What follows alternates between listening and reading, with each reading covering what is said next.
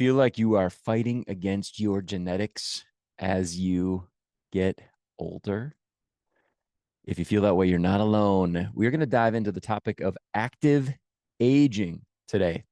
How, as we age, we can stay active and we can stay healthy despite our genetics. Let's dive in.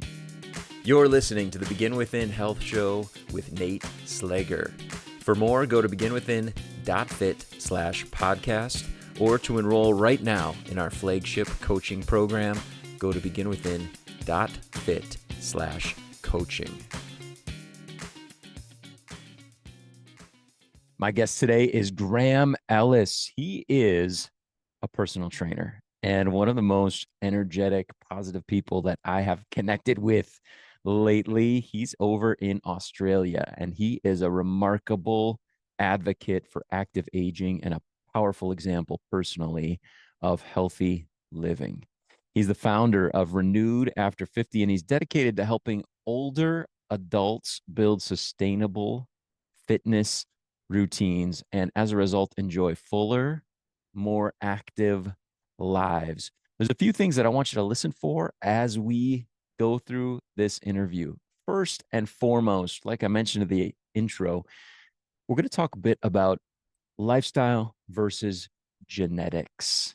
So when the word genetics comes up, I want you to listen for that, because I feel like, myself included, many times when we get a negative result with health, we naturally want to blame our genetics, something that we feel like we have very little control over.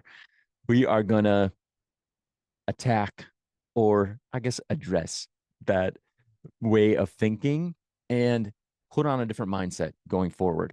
So listen for that when we talk about genetics. We're also going to talk about the 3 priorities for optimal active aging. So when Graham goes down that road, I want your ears to perk up as well. Listen for that. And then we're going to talk about how to train, like how to exercise. What's the best way to exercise, especially for older adults, in order to stay active, maintain strength and mobility, so that as we get older, we can do those important things like lifting groceries, playing with grandkids, all that fun stuff. So enjoy. Here's my interview with Graham Elliss. Ever since I was a little boy, Nate, I played sport.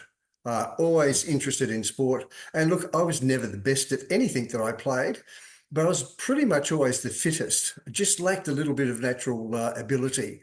But my fitness and determination, consistency in exercise allowed me to play at a pretty high level of any sport that I got involved in. Okay. And then I worked, my last corporate career was as a sales manager of quite a large retirement organisation here, excuse me, organisation here in Melbourne, Australia. And I managed a team. I was sales manager. I worked for them for 8 years. And I saw people coming into the retirement village who might have been in their mid-70s, 80s, even early 90s. We had people that were still vibrant, still able to get around, stay active, travel overseas. And on the other hand, I saw people that were in their mid-50s, already dependent or partially dependent, and some bordering on frail. Mm-hmm. So with my interest in sport, I became a personal trainer in 2012, really launched Renewed After 50 in 2018. And it was largely built around the fact one of the huge motivating factors was seeing people get older and losing their mobility. Okay. So in terms of my own health journey, my father unfortunately passed away at 53 years of age Wow. after his third heart attack. Okay. And he told me and my older brother just before he passed away that what caused it was an enzyme in his blood that we now call cholesterol was blocking his veins. Okay. And unfortunately, I have dad's genes, and I've had my own journey with coronary artery disease. In fact, 5 stents, cardiorhythmia, heart flutter. In February last year, I had a bypass operation. But my doctors, my surgeons have said to me, if you weren't as fit as you are, you would have already been in the ground. Oh, Uh, wow. so, so after my bypass, I got back into teaching classes and personal training after 6 weeks. Yeah, so stay fit, Wow. guys, stay fit. Yeah, absolutely. Wow. Thanks for sharing that. That is, the just I think I say family history, but I'm not talking about the health, but just the tragedy and the resilience that you obviously have to stick with health and fitness and I think that Yeah, determination you talked about having when you were young, if anything, it's yes, probably only gotten stronger. yeah. As you probably know, Nate, I'm sure you would know, there's primary fitness, there's primary fitness, and there's secondary fitness. Secondary fitness is all about your lifestyle, what you eat, how much rest you get, um, uh, how much exercise you do, how stressful your life is. And Hmm. primary fitness is all about your genes. Genes Mm. play about 25% in terms of your longevity.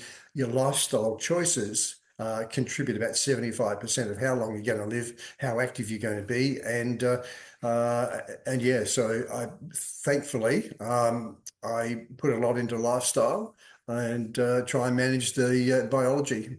Wow. Yeah.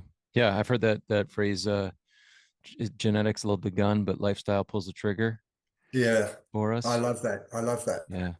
Yeah. Wow. Okay.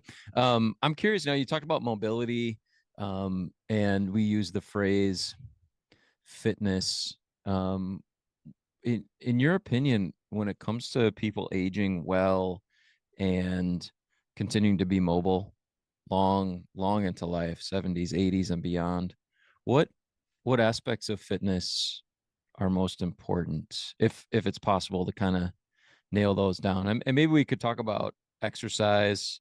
Is there a type of a modality that you feel like is most beneficial, or just a matter of moving? Uh, well, all of the above, actually. I believe that as we get older, if you've had a sedentary lifestyle where you've sat on the couch 10, 15, 20 years or longer, eating ice cream and jelly, there's an accumulation effect, and Mm. that's not going to reverse very quickly. If you've stayed active, stayed mobile, doing some weight resistance, some cardio, some balance. Balance is something that we don't worry about when we're younger. Your age, Nate, you can walk along a fence and stand on one leg for whatever. Yeah, I'm sitting down It's right now. something that disappears quite quickly as we get older. So I train balance as well for Nice. older adults. Uh, Agility, cardio, fitness. So in a class, and I do a lot of classes, it would have those, pardon me, it would have those components in every class. Strength, and predominantly power training as opposed to repetitive training. So you can pick up the shopping and putting in the boot of your car. You can lift up your grandchild. Those sorts of single lifts. Uh, and then there's cardio. You need to be able to walk up the stairs without puffing. Mhm. You need to be mobile. Otherwise, you're going to be on a walking frame and in a nursing home dribbling coffee down your front really quick smart. So yeah, that's and I encourage people to keep moving and it would amaze you. Some of the people that come to our classes at Renewed After 50 are really, really fit, doing Wow. things that people half their age can't do. Yeah. Um, what do you feel like outside of exercise are some of the most important things for people to focus on in order to age well, to stay mobile and active? Well, diet's right up there. Nutrition, by far number one. As you know, being a fitness professional, I think it's 80 to 85% of the journey. But fit, excuse me, I've got a little tickle in my It's okay. throat this morning. Yeah. We have hay fever down here. It's hay fever season, and I'm a sufferer of hay fever, Okay. unfortunately.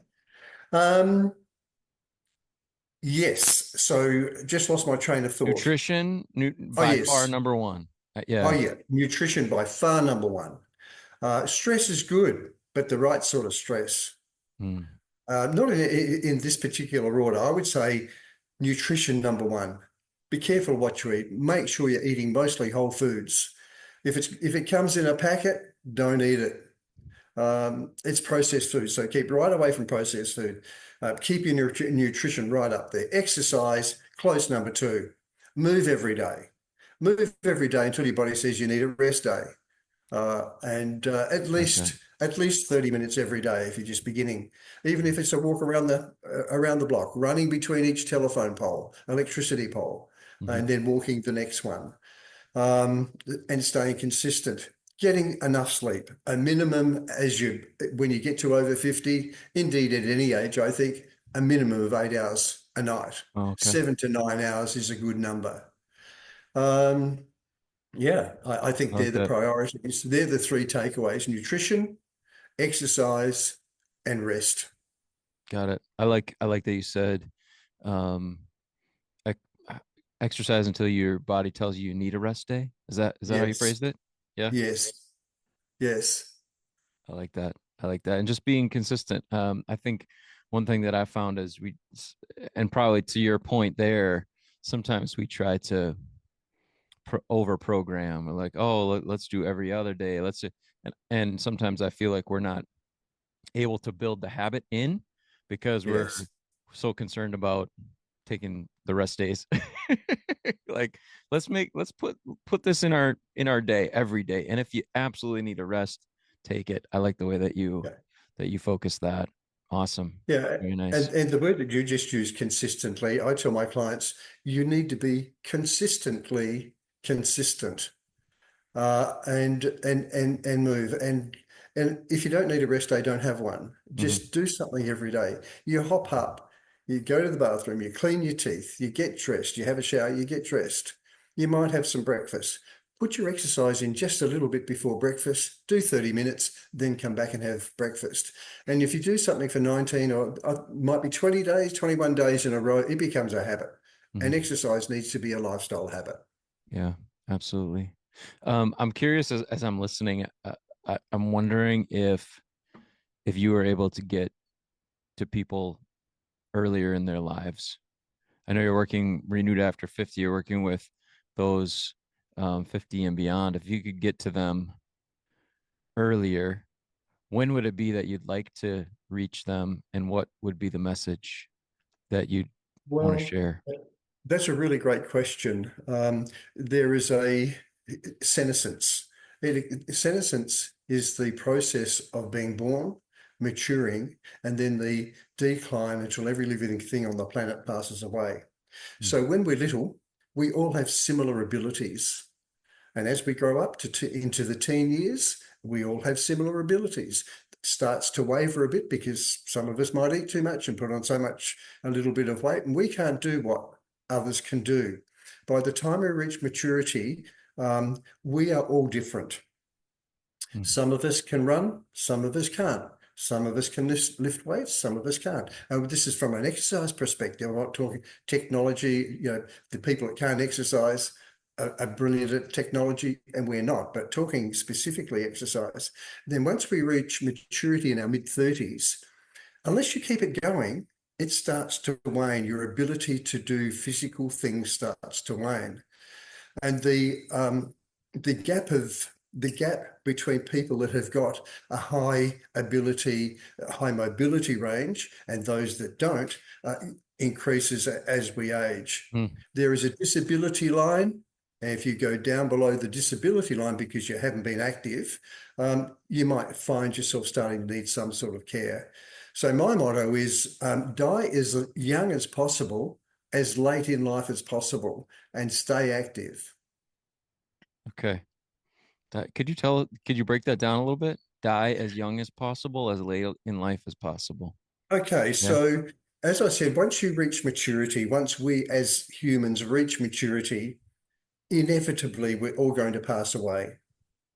If we stay active, exercising, we hopefully we're going to stay able to do everything that we need to do right up until the day or a few weeks perhaps before we pass, Okay. save and except getting some sort of chronic disease. Uh, and hopefully, if you've been on a good diet, you're going to push that back as much as possible. Those people that do not have lifestyle choices that are conducive to longevity might find themselves going below a disability line where you need your children to come over and vacuum the carpet, help Mm, you with the shopping, mow the lawn, that type of thing. And then eventually you'll be totally dependent on the community and maybe in a nursing home. I assume you have nursing homes over there? we do. And Yeah. yeah, so so the phrase of dying as young as possible means I want to keep as active as I possibly can, retaining my mobility, my muscle mass, my bone density, my ability to jog, not so much run anymore, my ability to Mm, hike as long as possible and maintain a younger body, if you like, and maintain that right up until hopefully I'll wake up dead one morning, but have been mobile my whole life. got it. Okay. So youth is not connected to chronological age in that in that explanation, right? We can No, stay young even though growing, we're aging. 100%, 100%. My Yes, uh, I my like that. my lifestyle age is about 25 years younger than my actual age, and I'm Wow. pretty proud of that. Yeah, no, that's awesome, man. Um, I know that you are a supporting partner of the Stroke Foundation. Yes. Could you speak about that a little bit? Why that's such an important part of what you do, and I think we could get into talking a little bit about what we can do if there's anything in addition to what we've already talked about to prevent stroke or the risk of that as we get older. Why is that so important to Yes. you? Yes. Stroke, heart disease, type 2 diabetes, um, osteoporosis, Mm, osteopenia. Um, they're all lifestyle diseases. And to a very large extent, if we have a healthy nutrition, we can push back against some of that. If you have got a predisposition because there's a strong family history, what you can do is improve your possibility of not having a stroke or not having a heart attack. The reason I'm with the Stroke Foundation is really, and honestly, I went to the Heart Foundation here in Australia and approached them because I wanted to donate some of our revenue to research for Heart Foundation. And honestly, they never came back to us. I approached them mm, 3 times and said, "Hey, I want to donate some of my revenue. I'm only a small fish, but what I'm donating is a lot of money to me, yeah. and you're welcome to it." I approached the Stroke Foundation and they said, "Hey, we'd love to. Thank you very much."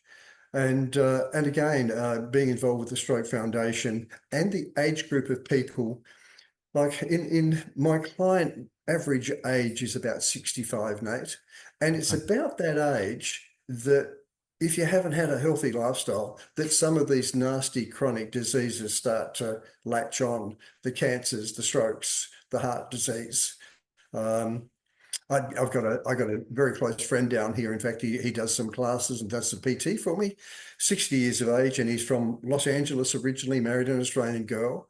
And he had a heart attack a couple of years ago, a massive heart attack, but an absolute giant of a man, fit as anything, personal trainer. And he had a defibrillator had to be fitted the other day. So even people with good lifestyle that have this biological predisposition can still be struck down. And his doctor told him only 5% of people that have that heart attack survive. And Oh well. again, it was because of his serious level of fitness that he survived. But he's got 1/3 of his heart muscle damaged. Now, bringing that back to our clients, it's again proof that lifestyle saves the day. Watch what you eat, move every day, do some resistance exercise, stay away from alcohol or very, very sparingly, Hmm.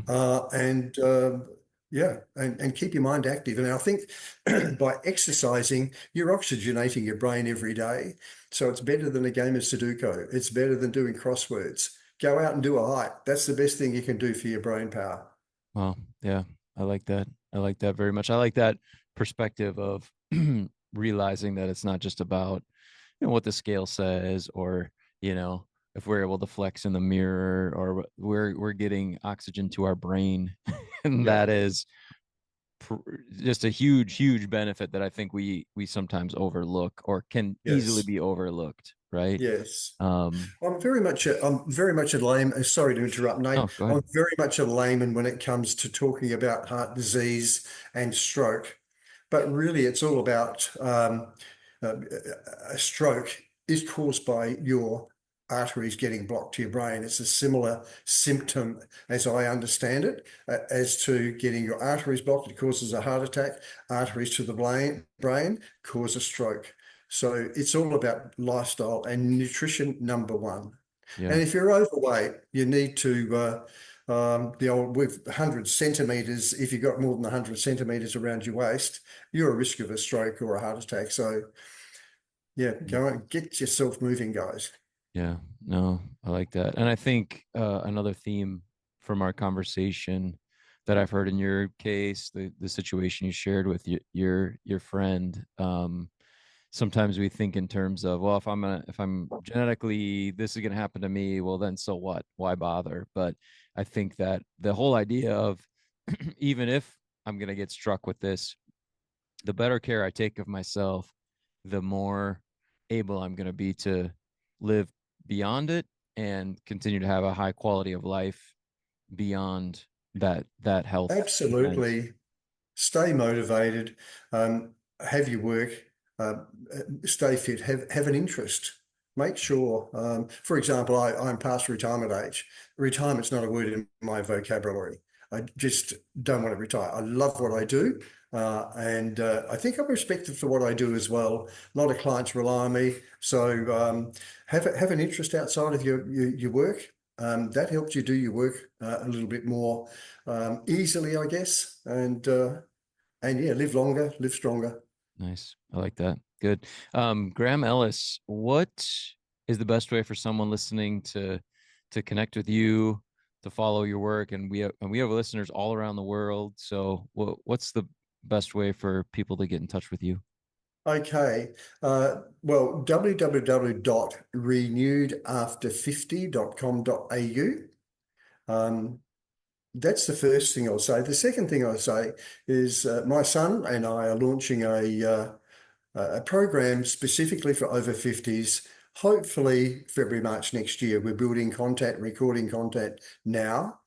Nice. If anybody would like to respond to a questionnaire that, with your permission, I'll send to you, Sure. so that we can make sure that when our program is launched, our service is launched, it's actually in keeping with what the age group is looking for.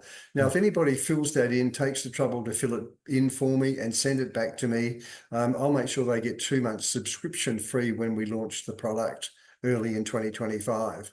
So with your permission, I'll send you that questionnaire.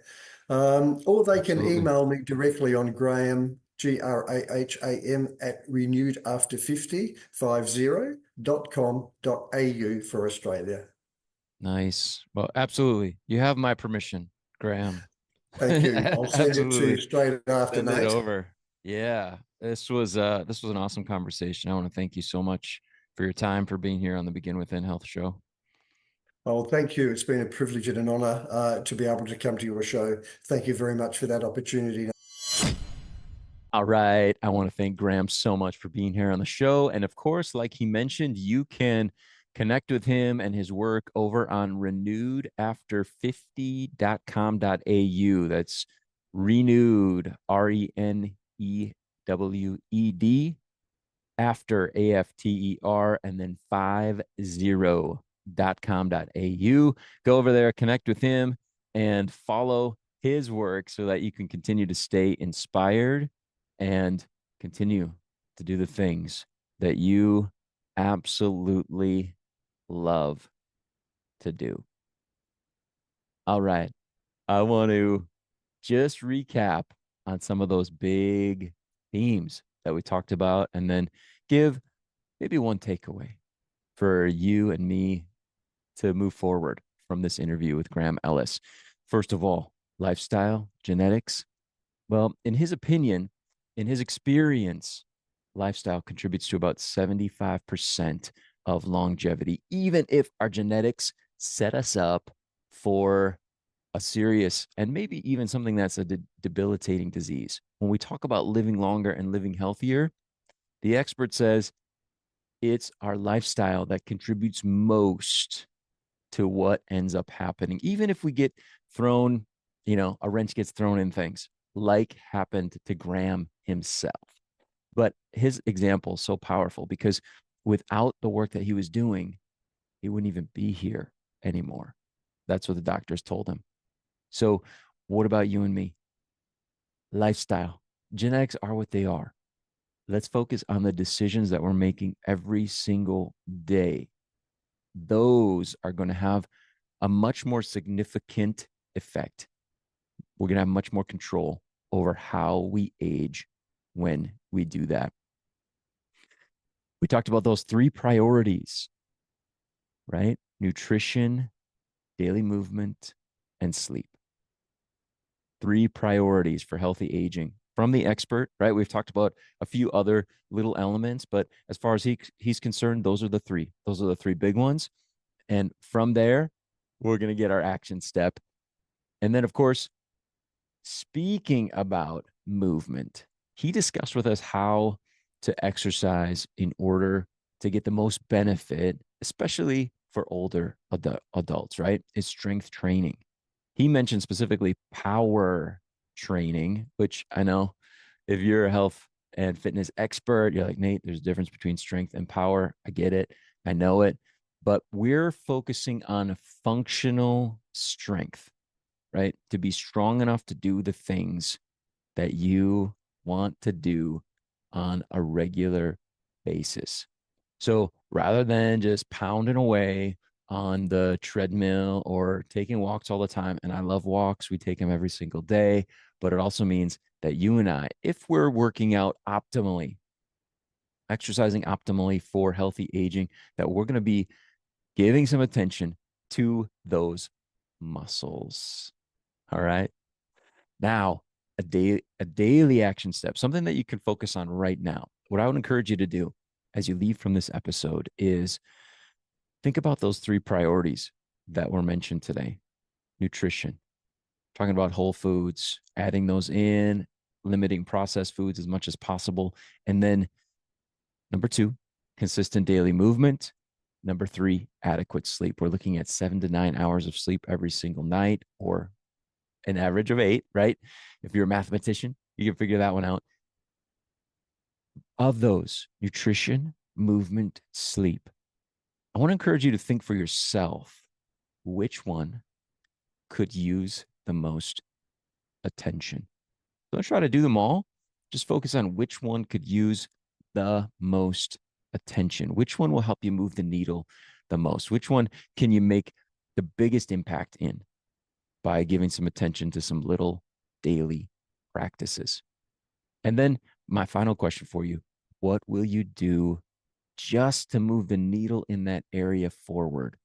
Don't worry about if you're feeling like, Nate, I'm a 4 out of 10 in this area. Don't worry about getting 6 points today in that area. But what can you do right now to make a difference? Even to just move the needle one notch. If you're a 4 now, what can you do to get to a 5? Whether it's nutrition, movement, or sleep. What does that look like for you? What action step are you taking if you're one notch higher toward that 10 out of 10? What does that look like? And then commit to at least experimenting, giving it a try to move forward in that area today. Thanks so much for being here with me. If you're watching on YouTube, please subscribe. Give me some love in the comments if you'd be so kind. And of course, if you're listening on a podcast player, please rate and review the show. Share it with somebody that you care about. I want to thank you so much for being here with me. Talk with you again soon. Until then, keep taking good care of yourself.